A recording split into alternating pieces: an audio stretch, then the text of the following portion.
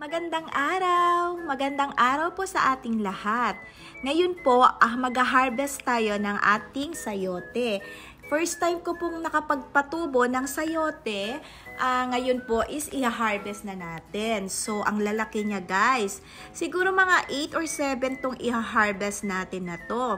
Kaya nga lang guys, hindi ko alam kung bakit dito siya gumapang sa taas. Ayan, meron talaga siyang nilagay kong net para doon siya gumapang, pero dito siya talaga tumaas. Ang taas-taas niya dito sa may court ng aking anak.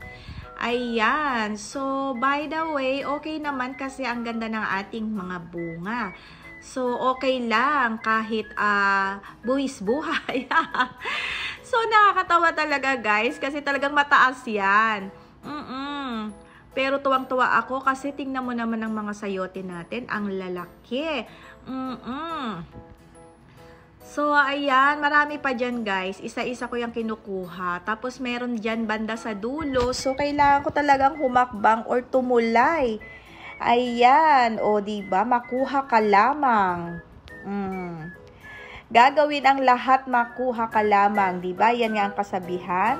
So, nakakatuwa talaga guys kasi yung sayote na yan, matagal akong nagpapatubo niyan pero ngayon pa lang ako nakapagpabunga talaga. So, ayan, bababa na ako dyan guys kasi nakuha ko na lahat ang ating sayote. So, ayun si Papa, pag-gold lang. Hindi, ako talaga ang nagsadya niya na gusto kong mag-video. Kahit sabi niya siya na lang pero no, sabi ko, ayan. So, pagdating dyan, humingi na ako ng help, syempre, kasi hindi ko na siya maibababa. Buti na lang,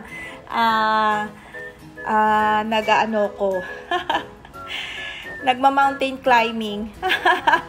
Hindi, ayan. So, ayan, help na, Papa. At ibababa na natin ang ating mga sayote. Ayan na nga. So, ayan guys, nakuha ko talaga 6, ayan. Inalis ko na rin yung mga lumang dahon o yung mga bulok na dahon para makahinga siya. So, ayan guys, natatawa ako kasi binidyo niya pala ako habang nag-video sa taas. So, sabi ko, okay yan ha, kunin ko yung video mo. Isasama ko yan sa vlog ko. Oh, kitang-kita nyo, nasa taas talaga ako. Ganyan kataas yung aking inakyat guys. Hindi naman siya sobrang taas, pero okay naman. So, ayan nga guys, ayan ang aking nakuha na sayote.